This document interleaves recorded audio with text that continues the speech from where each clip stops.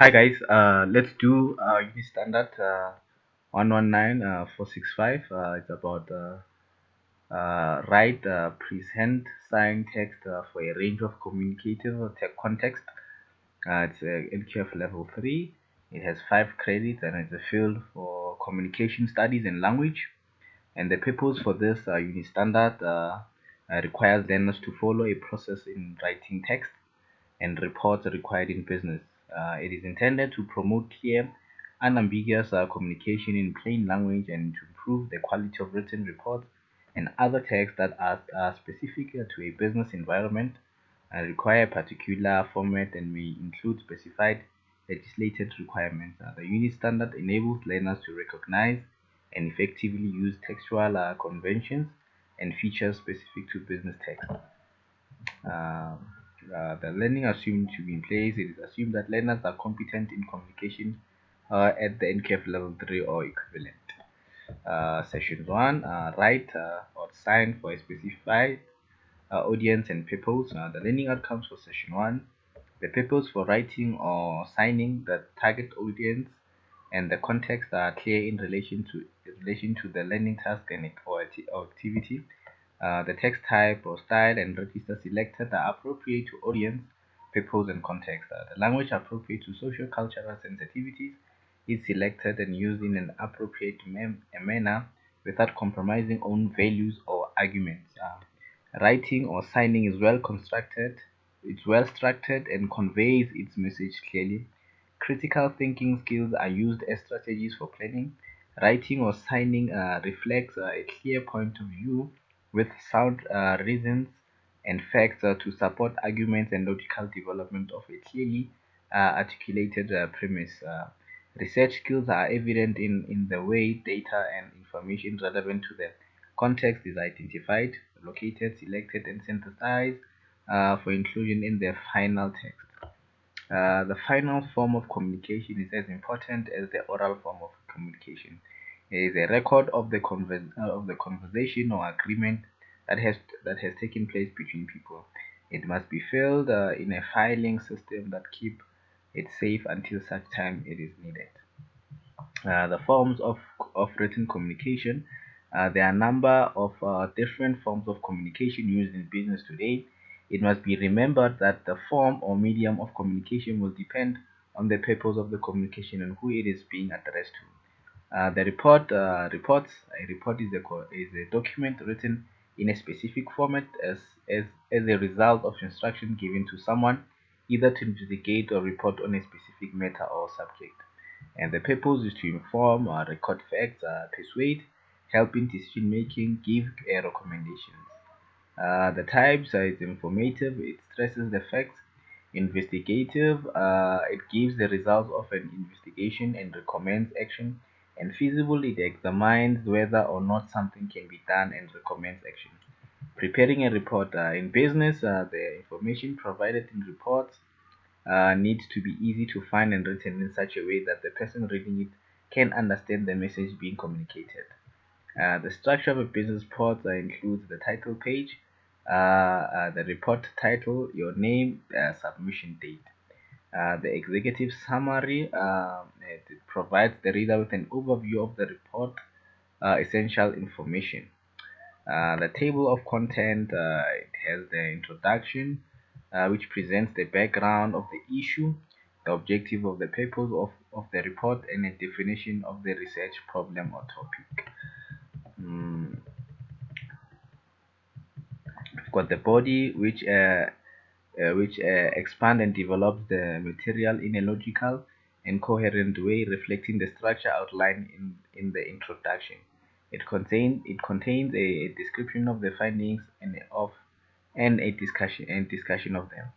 And the conclusion, it wraps up the ideas and discoveries and discover laid out in the main body of the report and provides a recommendation for the way forward. The reference list is a list of reference material used during the research for the report. The letters, the purpose of the letter. The letters are the most commonly used with written form of communication. The purpose of the letter. Writing a letter is one of means of contacting a person or people or an organization or business regarding certain issues such as reporting good or bad news, giving out information, making inquiries, complaints, adjustments, invitation, application, registration, and a reminder. The steps taken in writing a letter, there's a planning stage and execution. You'll do that on yourself. Uh, an example of a business letter. This is an example of a business letter. And faxes. A fax is the short for facsimile, a means of transmitting paper and sometimes electronic documents over the lines. A fax is used where when information has to reach us someone quickly. This is a template for a fax. Memos. The word is shortened for memorandum. It is short note passed in an office. It is a written form of communication most often employed in business environments. It is used as a means of communication between executives and their employees. This is an example of a memorandum. An email is short for electronic mail. This is the way in which messages are passed from one computer user to another using a local network by using modems over telephone lines. Let's go to session 2. Session 2 uses language structures and features to produce coherent and cohesive text for a wide range of context. The learning outcomes for session 2 meaning is clearly expressed through the use of range of sentences, structures, lengths, and types. The use of paragraph conventions and links between paragraphs in text promotes coherence and cohesion in writing or signing. Their use is explained with reference to logical progressions, cause and effect, and or contrast. The overall structure of a piece of writing or signing is controlled, and the conclusion is clearly formulated. Preparing the communication. There are three ways to consider when preparing and sending out a written communication. Firstly, the purpose of the communication. Before putting pen to paper, you must think about why you need to communicate and what do you want to say and who do you want to say it to. Answering these questions will help you to determine which form of written communication format to use. Uh,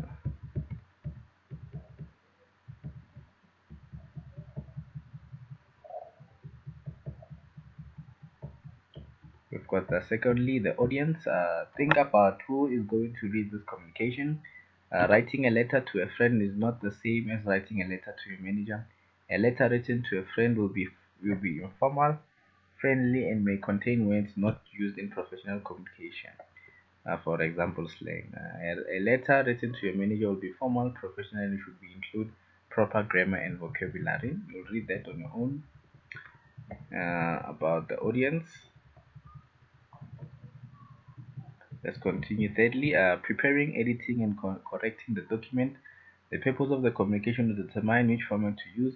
Each of these formats has a specific layout that need to be adhered to. Think about and source the information required for the communication. This will depend on the purpose of the communication, and some communication may not require research at all. You'll read that on your own. You'll continue to read that on your own. Let's continue further.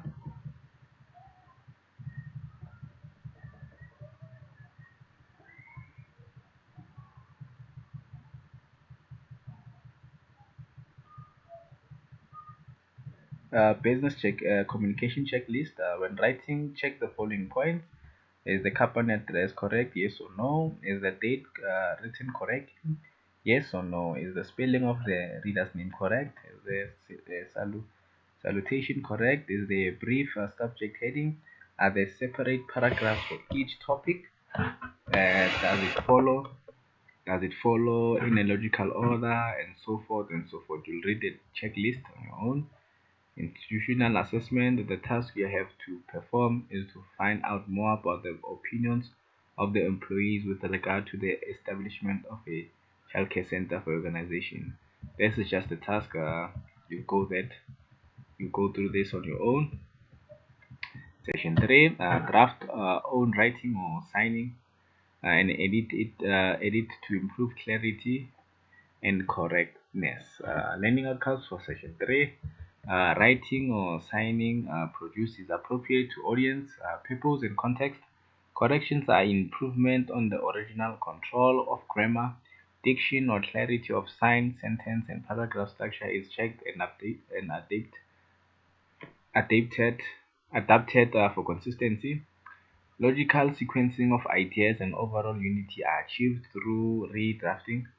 There is clear evidence that major grammatical and linguistic errors are edited out in redrafts. Inappropriate or potentially offensive language is identified and adopted and removed. Experimentation with different layouts and options for presentation is appropriate to the nature and purpose of the task. Critical thinking skills such as brainstorming and mind mapping are used as strategies for planning. Brainstorming is the process for generating new ideas. It occurs when a group of people meet to generate ideas around a specific area of interest. Brainstorm can be used for you go through that on your own. We've got brainstorming processes as follows. You need to go through that on your own too. Um,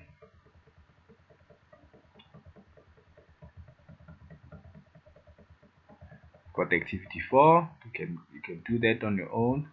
Mind mapping is a graphic technique for representing ideas using words, images, symbols, and color.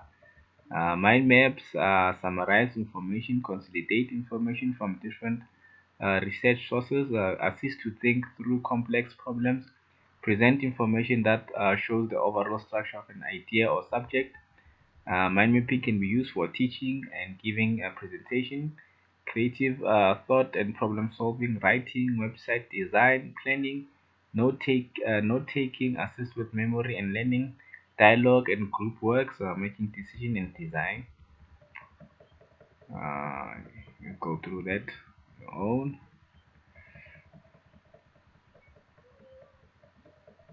Basic research is defined as the collection of information on a specific topic and the use of that information for a specific purpose. Uh, the steps in the research process, the different types of research are called the research methodologies. You go through that on your own. Types of research, we do three broad steps are relevant to the research process. Process as a collection of information, analyze of information, and interpretation of information. The research planning is essential for research to succeed, as it is important to know what, when, how, why, and with whom you are about to do a research project. The following are some of the important factors that should be kept in mind during research planning. Clear problem definition. The way the research is done will be determined by the research program. The research objectives should be stated specifically and in detail. Well-defined context. You should have a good idea of the text in which the research has to be conducted. In other words, which factors can influence the research process and results. Good documentation. Research results will only be acceptable if you can prove your findings. Effective management. Even the most basic research project will benefit from effective management processes. The more complicated the research, the more essential this management becomes to ensure the relevant results. Research techniques. Once you have decided on the research methodology, which is qualitative or quantitative, or a combination of these, will be suitable for a specific research project. You will have to decide on the research tools that will assist you to obtain the information required. We can use a single tool or combination of research tools in order to get information. For the purpose of this module, the most common research tools are surveys. This is done through questionnaires designed for a specific purpose for a specific group of people called respondents. Questionnaires can be posted, emailed, or faxed to these people, or it can be answered through face-to-face interviews. Face groups, these are discussions by a group of people which are recorded by researchers who later report on these results of the discussions. I've got simulation, also referred to as experimental research. A situation is set up to simulate real life with outcomes recorded. Selecting a research tool in order to prevent the waste of resources, careful consideration has to be given to the use of research tools. The choice of research tool will be determined by a number of factors, including the following: area of research. The tool used in a research project has to be relevant to the topic. Research objectives. The tools used will be determined by the research objectives, which could indicate that only one specific tool is necessary or that more than one should be used. The context, the background to research is important in the decisions of which tools use. Resource available, large-scale surveys might not be possible if only one research with no money is available. Limitations due to different factors. Uh, the research in rural areas is more difficult because of transport and postal problems. Factors such as language and cultural differences also have to be taken into account in choosing a research tool. The research team, a team of 20 researchers, can conduct a bigger project with several research tools, while a single researcher will be able to do less or on his or her own. Capturing, coding, and editing for a research project. The capturing of data, coding of information, and editing of results are part of information gathering and capturing of data. This involves the collection of information from various sources. Coding of information, it involves the sorting of information to various categories. This will assist you in coding the information to the most applicable and useful reporting categories. Editing of information, it involves a review of the information gathered, ensuring that the correct information for the specific report was collected and included. Evaluation and analysis of research information. Once all the relevant information has been gathered, the researcher has to analyze this to answer the original research question. The research report, in general, the research report is done according to the following format: a cover page with research title and name of authors, table of contents, preference, list of acronyms and abbreviations, list of tables and figures, executive summary, introduction, body of report, bibliography, list of references, appendix, including examples of questionnaires. You'll read that on your own. Identify the target audience for the survey. What is this? This means that you have to decide who the people are that you'll be speaking to, and then identify the information you wish to gather. You'll need to decide exactly what is that you need to know from the people that you are interviewing or questioning, and prepare the documents required for the survey. These documents obviously depend on the way which you are going to gather information. Use a format, tone, register suited to the task and the audience. The document chosen in the above stage must meet these requirements so that the purpose of your research is clear and respondents will be able to give you the information you are looking for. Improve and edit document before final preparation. You have to hand out questionnaire that is in full of errors. People are not going to believe that you are conducting a serious research or capable of compiling the report. As a result, they will probably not give the questionnaires their serious attention. Creative writing. In terms of writing, we have focused on business communication. However, one can enhance their writing skills through the use of creative writing. The creative writing processes. Number one, choose the topic. Brainstorm allows you the freedom to put several possibilities that interest you on a page and consider which one is the most suitable. Use your mind map. Number two, prepare an outline. Write down your paragraph topic with all the related points underneath. Revision. Look at all the points you have placed under each paragraph topic and the first draft. You know that. Edit and make a correction. Check the spelling and grammar. Use the references. Name the book, article from a reference, a website, and conclusion. And then that's it.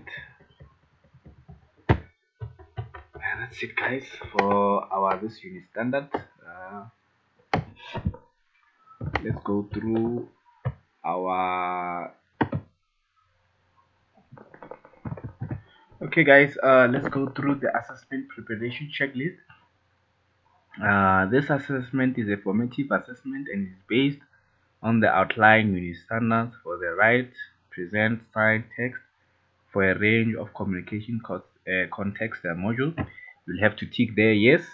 Your assessment evidence for the right, present, signed text for a range of communicative context module needs to be submitted. Will communicate the day. The month will be of August 2020, and you'll be assessed based on the outline unit standards. The assessment activities are linked to the specific outcomes criteria of the outline unit standards. Yes. To determine your competence level, the following are the methods to be used for this assessment: competent and not yet competent. To be declared competent on this module, you should have obtained at least 80% of the total mark of this assessment. You'll be provided with detailed feedback on your performance of this assessment as follows: written feedback and verbal feedback. Should you be declared not yet competent on this assessment, you will be entitled for reassessment opportunities. You will you will you will be required to provide the assessor feedback on the assessment procedure. This is to assist in improving the assessment practices. Your result of assessment and portfolio of evidence information will not be provided to any person without your consent, without your written consent. Session 1, Activity 1, describe forms of written communication which you can write for a specified audience and purpose.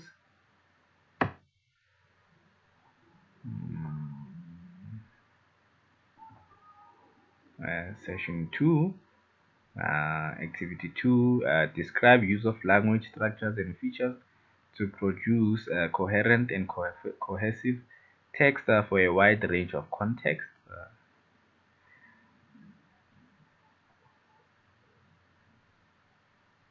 On Session 3, Activity 3, write a passage using one of the topic below. My experiences at the labor center. Now that's number 1, and number 2, unemployment in South Africa, facilities for physically disabled people at the labor center. Choose a topic that you have access to, a good source of information on that topic. That will be your essay. You'll have to write an essay on it.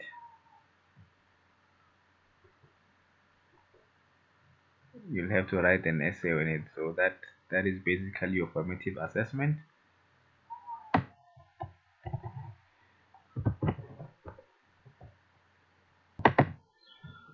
Okay, guys, there is one thing that we haven't done it as yet. It's something that we'll discuss it on our sessions. It's the pre-assessment meeting checklist.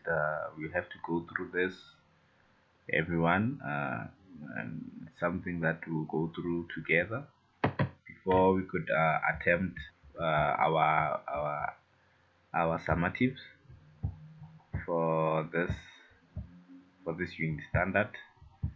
So we'll go through this preparation checklist before we could tackle our summative for our summative assessment. So we'll discuss this on our next Zoom session. So thank you for tuning in. I will see you on our next session when we'll discuss our assessment preparation checklist. Thank you, guys, and take care.